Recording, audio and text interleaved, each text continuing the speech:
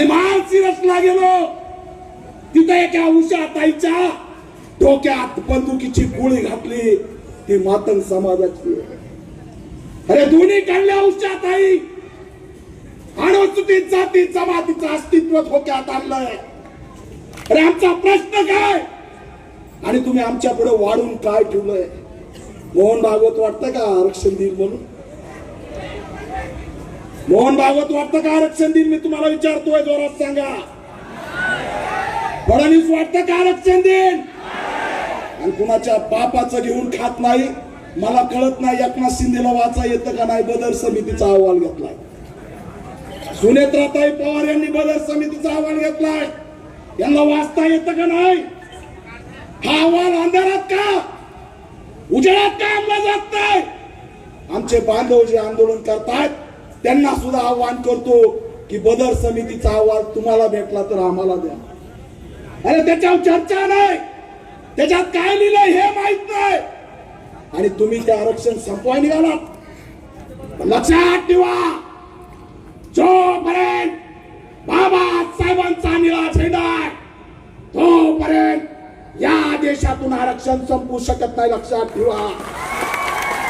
काल दिल्लीमध्ये एक आंदोलन झालं आणि एक नवीन आंदोलनाचं ढोंग कालपासून सुरू झालं.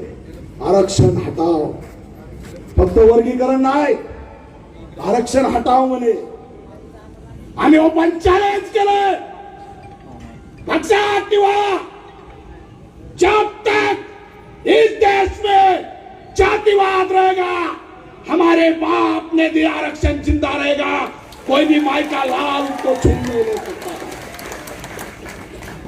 यांना महाराष्ट्राचं मणिपूर करायचंय. मणिपूरला विघटन केलं आरक्षणने. सगळ्या महिला नग्न करून भाऊ भाऊ भांडायला लागलेत. या मोहन भागवतला महाराष्ट्रात दंगल घडवायचे. 1 ऑगस्टचा अल्टिमेटम आहे बऱ्याच जणांचा.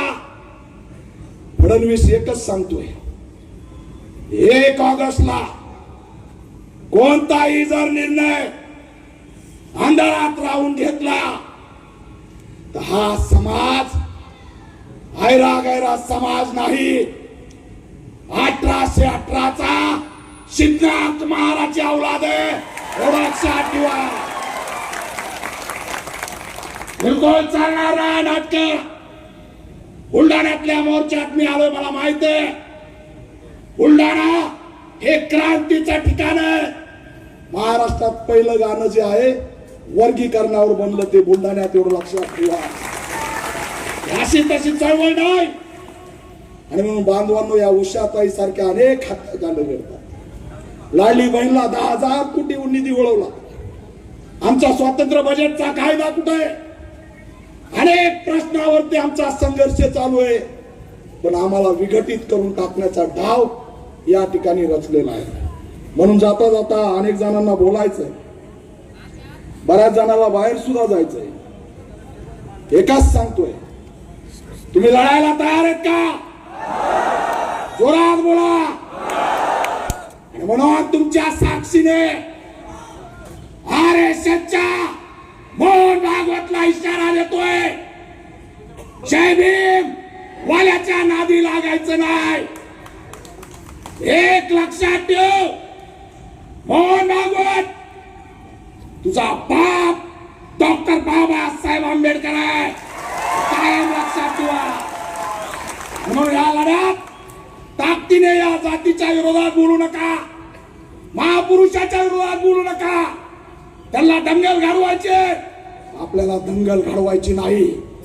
दंगल जर घडवायचा प्रयत्न केला तो जो कोणी दंगल घडवायचा प्रयत्न करेल त्याच्या मास्टर माइंड हाकाला सोडायचं नाही. हा सुद्धा इशारा या माध्यमातून देतो. आणि म्हणून भावांनो, जाग्यावरच बसून ताकदीने हात वर करा आणि जोरात घोषणा द्या, जय भीम.